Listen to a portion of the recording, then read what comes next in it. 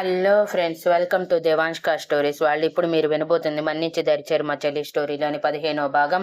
లలిత పిల్లలిద్దరిని తీసుకుని సోఫాలో కూర్చోబెట్టి ఎదురుగా నడుం మీద చేతులు పెట్టుకుని కోపంగా పిల్లల వైపు చూస్తుంటే పిల్లలు ఇద్దరు లలిత గారు ఎందుకు అలా చూస్తున్నారో అర్థం కాక అయోమయంగా, ఏమైంది లల్లి అలా చూస్తున్నావు అని బన్నీ అడిగితే, నువ్వు ఎందుకు అలా రోడ్ క్రాస్ చేశావు? నీకేమైనా అయ్యుంటే మేమందరం ఏమైపోవాలి? బుద్ధి లేదా? నేను వచ్చే వరకు ఆగలేకపోయావా అని అరుస్తుంటే చిన్ని బిక్కమొహం వేసుకొని బన్నీ వైపు చూస్తూ ప్లీజ్ సేవ్ మీ అన్న ఎక్స్ప్రెషన్ ఇస్తుంది. బన్నీ కూడా కళ్ళతోనే నేను చూసుకుంటాను అని అన్నట్టు భరోసా ఇచ్చి, ఇప్పుడు ఏమైంది లల్లి? చిన్నీకి ఏమీ కాలేదు కదా, ప్లీజ్ నువ్వు అలా అరవకు, చిన్ని భయపడుతుంది అని తనని సపోర్ట్ చేస్తూ మాట్లాడతాడు.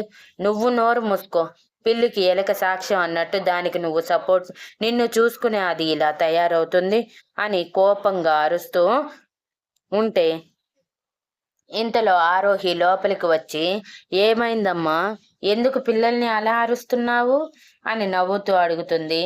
ఏమైనా చిలిపి పని చేశారేమో అనుకుని. పిల్లలిద్దరూ ఆరోహిని చూసి భయంగా లల్లిని చూస్తూ ప్లీజ్ మమ్మీతో చెప్పకు అని చిన్నగా తన దగ్గరికి వెళ్ళి తనకి మాత్రమే వినిపించేటట్టు బ్రతిమలాడుతూ ఉంటే, ఏంటి మీ సీక్రెట్స్, నాకు చెప్పకూడదా అని అనుమానంగా చూస్తూ అడుగుతుంటే జరిగిందంతా చెప్పి అనవసరంగా ఆరోహిని కంగారు పెట్టడం ఎందుకనుకుని, ఏం లేదు ఆరోహి, ఈరోజు నేను వెళ్లే లోపలే ఇద్దరు ఐస్ క్రీమ్స్ తిన్నారు, అందుకే అరుస్తున్నాను అంతే అని అనగానే పిల్లలిద్దరూ ఒకరి మొహం ఒకరు చూసుకుని లలిత వైపు నవ్వుతూ చూస్తూ ఉంటే లలిత కళ్ళార్పి నవ్వుతుంది. చిన్ని బన్నీ ఆరోహి వైపు చూస్తూ అవును మమ్మీ అంతే అంతే అని నవ్వుతూ అంటే,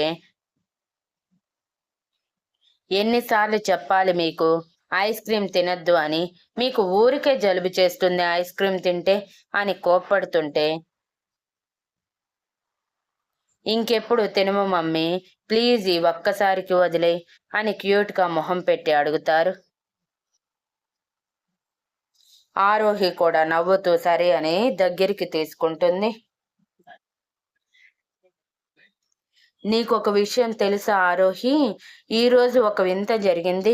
నీ కొడుకు కూతురు ఒక వ్యక్తికి ముద్దు పెట్టారు, అది కూడా అతను అడగకుండానే, పైగా అతను అడగకుండా ముద్దు పెట్టిన ఏమీ అనలేదు అని ఆశ్చర్యంగా అంటుంటే ఆరోహి ఆశ్చర్యంగా చిన్ని బన్నీ వైపు చూస్తూ నిజమేనా అని అడుగుతుంటే, అవును మమ్మీ, ఆ హ్యాండ్సమ్ మాకు చాలా నచ్చాడు, ఎంత బాగున్నాడో, మాకైతే హ్యాండ్సమ్ని వదలబుద్ధి కాలేదు అని కళ్ళల్లో మెరుపుతో చెప్తుంటే ఆరోహి ఆశ్చర్యంగా పిల్లల వైపు చూస్తూ హ్యాండ్సమ్నా, ఏం పేరది అని అడిగింది. ఓఫో, మార్నింగ్ పేరు అడగటమే మర్చిపోయాము అని తల మీద కొట్టుకుంటూ చెప్తుంది చిన్ని. ఆరోహి నవ్వుతూ సరే మీరు తెలుసుకోలేదు, నీకు తెలుసా అమ్మా అని అడుగుతుంటే, ఎందుకు తెలియదు, అతను అందరికీ తెలుసు, ఫేమస్ హీరో ఆర్యన్ సింగానియా అని నవ్వుతూ అన్నారు. ఆరోహి షాక్ అయ్యి, ఆర్యన్ అప్పుడే వచ్చేసారా, పైగా నా పిల్లల్ని కలుసుకున్నారా, వీళ్ళు ఆర్యన్కి ముద్దు కూడా పెట్టారా, అంటే ఆయనకి దగ్గరైపోతున్నారా, నా పిల్లలని ఆయనకి తెలిసిపోయిందా అని అనుకుంటూ టెన్షన్గా, ఎలా కలుసుకున్నారు మీరు అతన్ని అని అడిగింది. ఆరోహి ఎందుకింత కంగారు పడుతుందో అర్థం కాక నిజం చెప్పక తప్పలేదు లలిత గారికి. నిజం తెలిసేసరికి ఆరోహి కంగారుగా చిన్నితో, ఎందుకు అలా చేశావు చిన్ని, మీ ఇద్దరికి ఏమైనా అయితే నేను బ్రతకగలనా, ఇంకెప్పుడు ఇలాంటి పనులు చేయకు అని ఏడుస్తూ ఇద్దరిని హత్తుకొని అంది.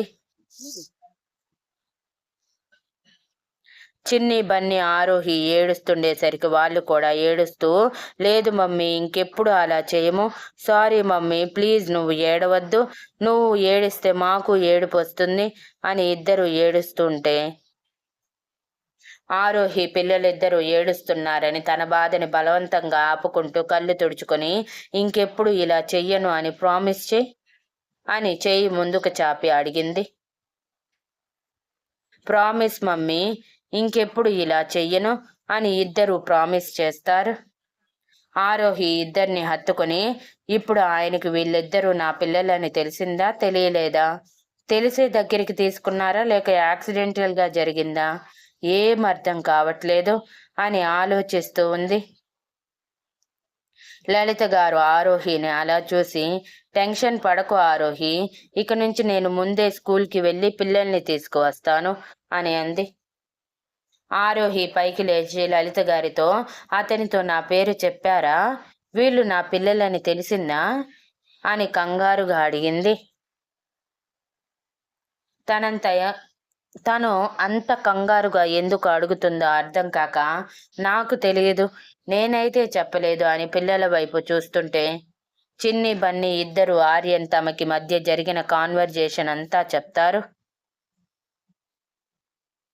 ఆర్యన్కి అనుమానం వచ్చినట్టుంది, అందుకే నా పేరు అడిగారు, ఇక నుంచి జాగ్రత్తగా ఉండాలి, నా పిల్లల్ని ఎప్పటికీ ఆయనకి దగ్గర కానివ్వను అనుకుంటూ పిల్లలతో, మీరు ఇప్పటి నుంచి ఆ అంకుల్ దగ్గరికి వెళ్ళటానికి వీల్లేదు, ఈసారి వెళ్ళారంటే నాతో మాట్లాడకండి అని సీరియస్గా అంటుంటే పిల్లలిద్దరూ బాధగా, ఎందుకు మమ్మీ, ఆ హ్యాండ్సమ్ మాకు బాగా నచ్చాడు, మమ్మల్ని చాలా జాగ్రత్తగా చూసుకున్నాడు, మేము ఆ హ్యాండ్సమ్తో ఆడుకుంటాము, ప్లీజ్ అని అడిగారు.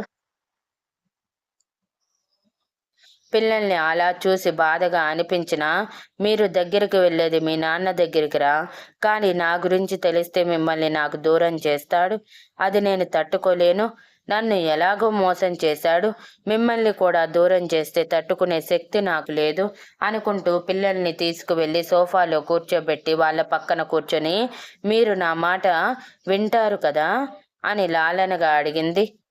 వింటామని తలలోపుతారు.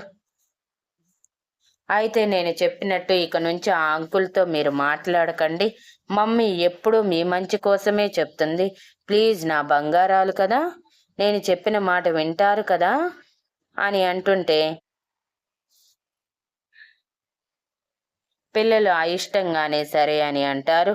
లలిత గారు అయోమయంగా, ఎందుకు ఆరోహి, ఆ బాబు మంచివాడిలాగానే ఉన్నాడు, పైగా పిల్లలతో చాలా బాగా మాట్లాడాడు అని అన్నారు.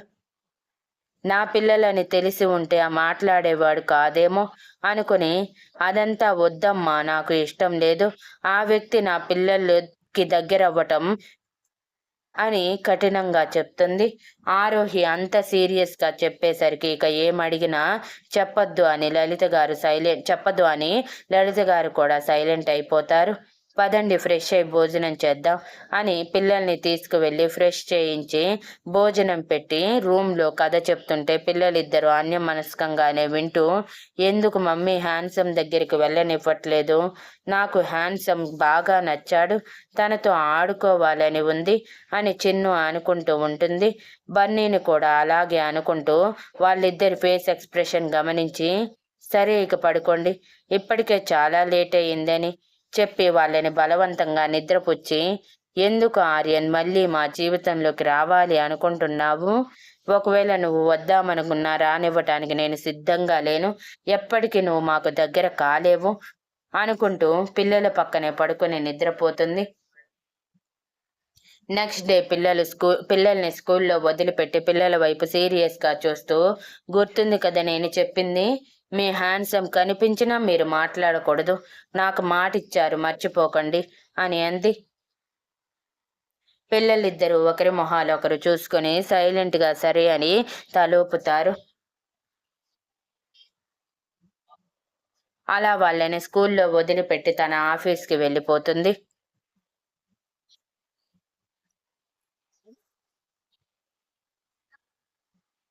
ఆర్యన్ డ్రింక్ చేయటం వల్ల ఎప్పుడో మధ్యాహ్నానికి లేచి బయటికి వచ్చేసరికి సంజయ్ తన కోసం వెయిట్ చేస్తూ ఉంటాడు. సంజయ్ని అలా చూసి, ఏంట్రా నా కోసమేనా వెయిట్ చేస్తున్నావు అని నవ్వుతూ అడుగుతుంటే, సంజయ్ కోపంగా ఆర్యన్ వైపు కోపంగా చూస్తూ, నీ కోసం కాక ఇంకా ఎవరి కోసం వెయిట్ చెయ్యాలి? డ్రింక్ చేశావా? ఇంతసేపు తలుపు కొట్టినా తీయలేదు అని డౌట్గా అడుగుతాడు. ఆర్యన్ బాధగా, ఆరోహి గుర్తొచ్చిందిరా. పైగా నిన్న ఆ పిల్లల్ని చూసినప్పటి నుంచి వదలబుద్ధి కావట్లేదు. ఎందుకో తెలియదు, వాళ్ళకి నాకు బాగా అటాచ్మెంట్ అయిపోయింది అని బాధగా అంటే, సంజయ్ ఆలోచిస్తూ, నాకెందుకో పిల్లల్లో నీ పోలికలు కనిపిస్తున్నాయిరా. ఒకవేళ వాళ్ళిద్దరూ నీ పిల్లలేనా? ఆ రోజు జరిగిన దానికి ఆరోహి ఏమైనా ప్రెగ్నెంట్ అయ్యిందా అని అనుమానంగా అడుగుతాడు. ఆర్యన్ ఆనందంగా, అలా జరిగి ఉంటుందంటావారా? వాళ్ళు నా పిల్లలే అయి ఉంటారా? ఎందుకో తెలియదు, వాళ్ళు నా మనసుకి దగ్గరైపోయారు. వాళ్ళతో ఉంటే నాకు ప్రపంచమే గుర్తుకు రావట్లేదు అని ఆనందంగా చెప్తూ పోతుంటే, సంజయ్ బాధగా ఆర్యన్ వైపు చూస్తూ ఉంటాడు.